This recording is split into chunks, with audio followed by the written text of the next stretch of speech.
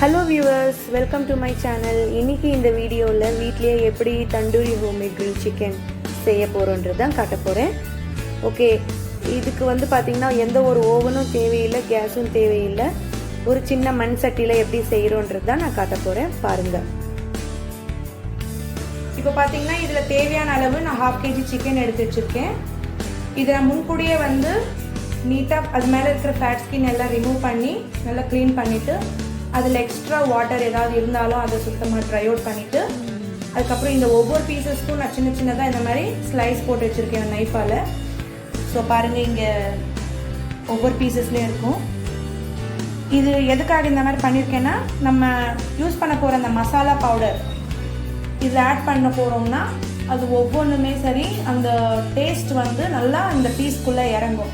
இப்போ ஒரு வேளை 2 to 3 hours நீங்கள் ஊற வைக்க போகிறீங்கன்னா அந்த மசாலா பவுடர் வந்து டீப்பாக நல்லா இறங்கணுன்றதுக்காக தான் நான் இப்படி ஒவ்வொரு பீசஸ்லையும் இப்படி நான் பண்ணி வச்சுருக்கேன்.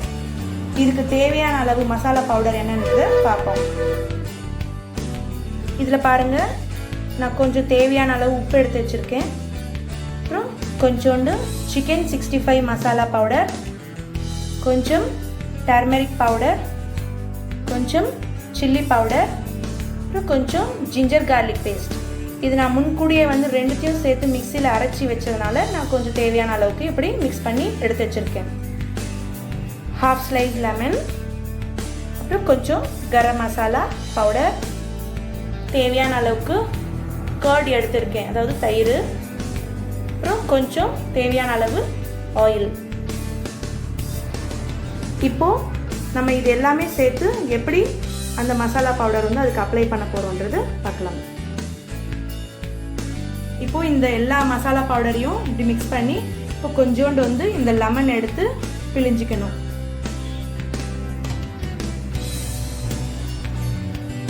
ஸோ இப்படி தேவையான அளவுக்கு சில ட்ராப் வாட்டர், அதாவது லெமன் ஜூஸ் அதை யூஸ் பண்ணிவிட்டு அப்புறம் கொஞ்சம் தேவையான அளவு இப்போ அந்த கர்டு எடுத்து யூஸ் பண்ண போகிறோம்.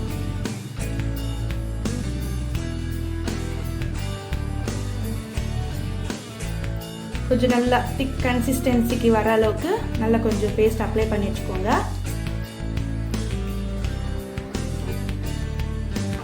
ஸோ எந்த ஒரு கட்டியும் எதுவுமே இருக்கக்கூடாது. நல்லா நீட்டாக பேஸ்ட் வர அளவுக்கு நல்லா நீட்டாக இப்படி மிக்ஸ் பண்ணி இப்போ இதில் கொஞ்சம் நம்ம ஆயில் ஆட் பண்ண போகிறோம். ஏன்னா இப்போது இது ஒன்ஸ் இப்போ ஆட் பண்ணிட்டாலும் அதுக்கப்புறம் நம்ம செய்கிறப்போ ரொம்ப ஆட் பண்ண தேவையில்லை. ஸோ அதனால் வந்து இப்போது கொஞ்சம் தேவையான அளவுக்கு ஆயில் இதில் ஆட் பண்ண போகிறோம்.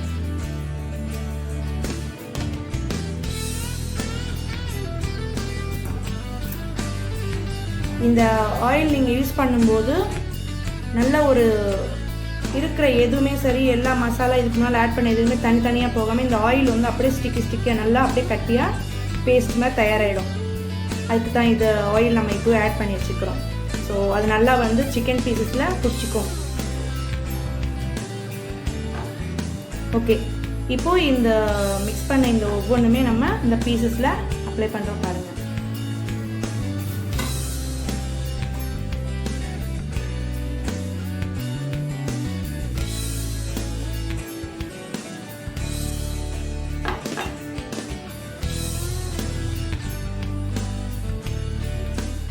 ஸோ எந்த சைடுமே நீங்கள் விடாமல் எல்லா கார்னர்ஸ்லேயும் நல்லா அப்ளை பண்ணி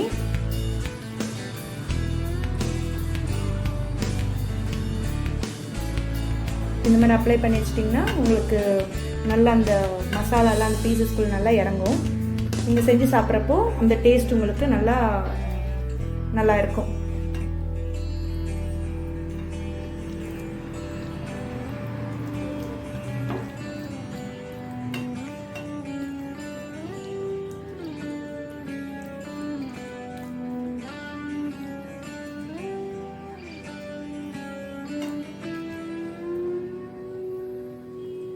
இந்த மாதிரி எல்லா பீசஸ்க்கும் நீங்கள் இதே போல் அப்ளை பண்ணி வச்சுருங்க.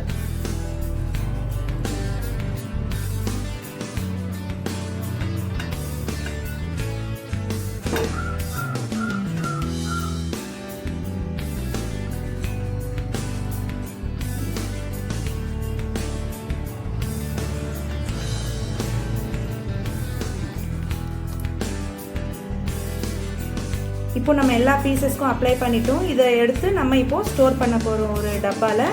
ஸோ ஒரு 2 மணி நேரம்லேருந்து இல்லைன்னா 3 மணி நேரம் வரைக்கும் நம்ம ஃப்ரீசரில் வச்சு அதுக்கப்புறம் எப்படி செய்யணுன்றதை பார்க்கலாம்.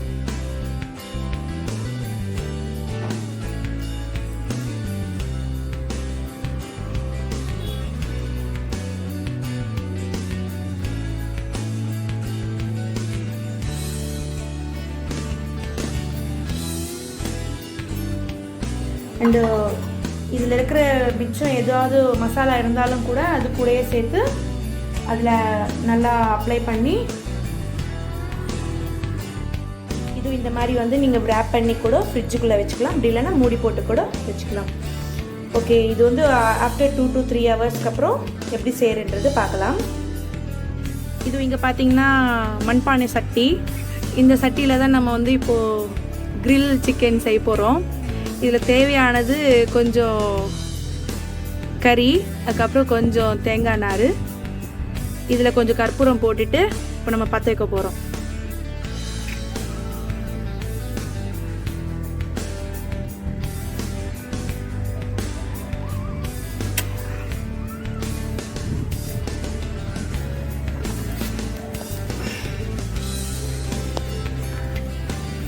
இது கொஞ்சம் பற்றிக்கிட்டே இருக்கும்போது கொஞ்சம் கொஞ்சமாக நார் போட்டுருங்க.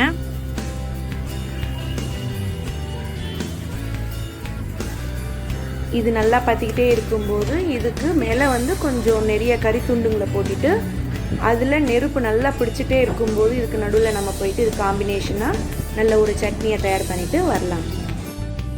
சட்னி ப்ரிப்ரேஷனுக்கு கொஞ்சம் கொத்தமல்லி, கொஞ்சம் புதினா, ஒரு 2 பச்சை மிளகா, அப்புறம் ஒரு பூண்டு. உங்களுக்கு வேணும்னா ஜிஞ்சர் நீங்கள் ஆட் பண்ணிக்கலாம், அப்படி இல்லைன்னா விட்டுடலாம்.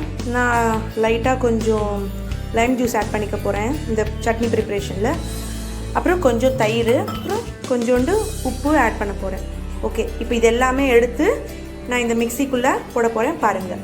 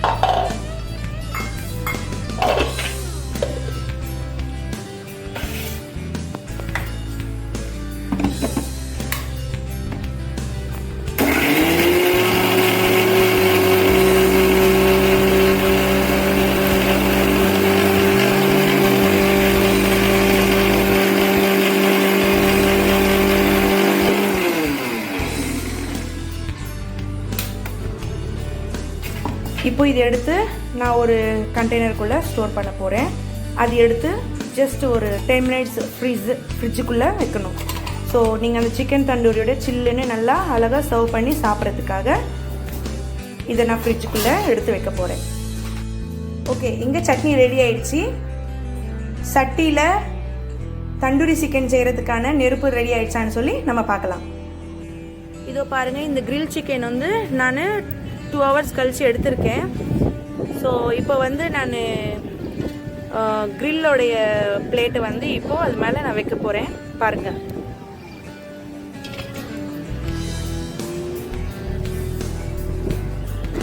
ஒரு 5 மினிட்ஸ் இந்த கிரில் இது வந்து சூடானதுக்கப்புறம் நான் தந்தூரி சிக்கன் அதாவது மிக்ஸ் பண்ணி வச்சுருந்தேன் அந்த கலவையை எடுத்து இது மேலே வைக்க போகிறேன்.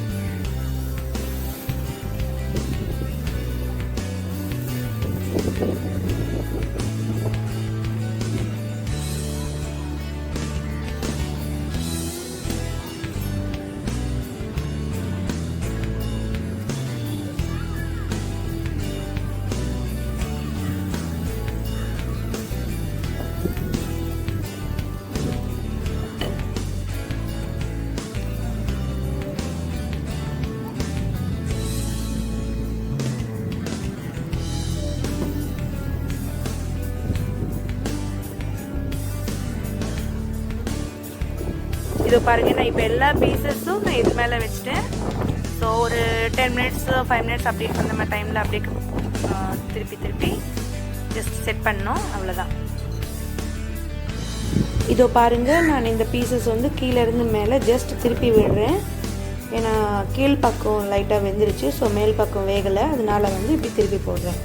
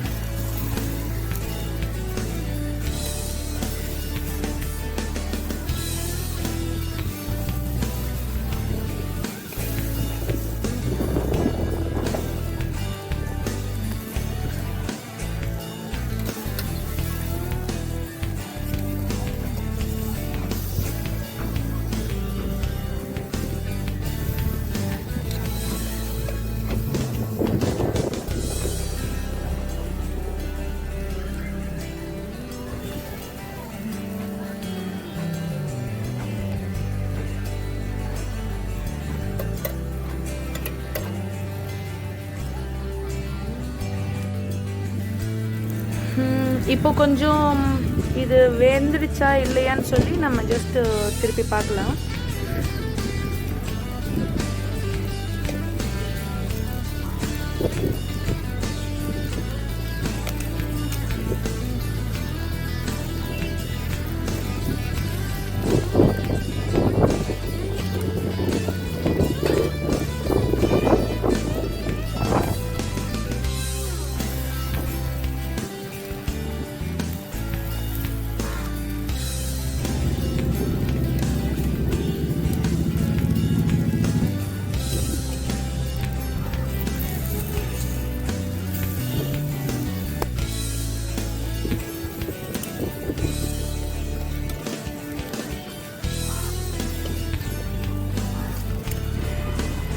பார்த்தீங்கன்னா எல்லா பீசஸும் ரெடி ஆகிடுச்சு.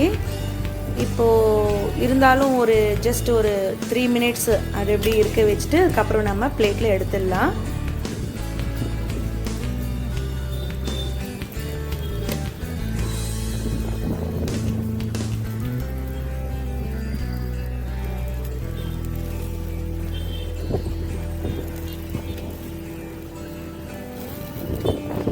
பெரிய பெரிய பீசஸ்லாம் பார்த்திங்கன்னா சீக்கிரமாக வேகாது. ஸோ அதெல்லாமே நடுவில் கொஞ்சம் தள்ளி போட்டுக்கிட்டு சின்ன சின்ன பீசஸ்லாம் அப்படியே சைடில் வச்சுக்கிட்டா கூட பரவாயில்ல.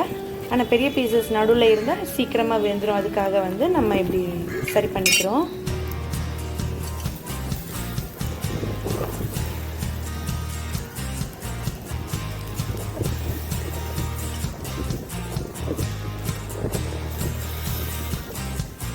ஓகே, ஆல்மோஸ்ட் வந்து இந்த சிக்கன் நல்லாவே ரெடி ஆகிடுச்சு. இப்போ இதை வந்து நம்ம எடுத்துடலாம் பிளேட்டில். ஃபைனலி உங்கள் homemade tandoori grill chicken ready. இந்த சிக்கன் பீஸ் எடுத்து ஜஸ்ட் அந்த மின்ட் சட்னியில் அப்படியே தொட்டு சாப்பிட்டிங்கன்னா சூப்பராக இருக்கும், டேஸ்டியாக இருக்கும், யம்மியாக இருக்கும். என்னோடய வீடியோ உங்களுக்கு ரொம்ப பிடிச்சிருந்தா மறக்காமல் சப்ஸ்கிரைப் பண்ணுங்கள், ஷேர் பண்ணுங்கள், கமெண்ட் பண்ணுங்கள். Until then, see you on next video. Bye.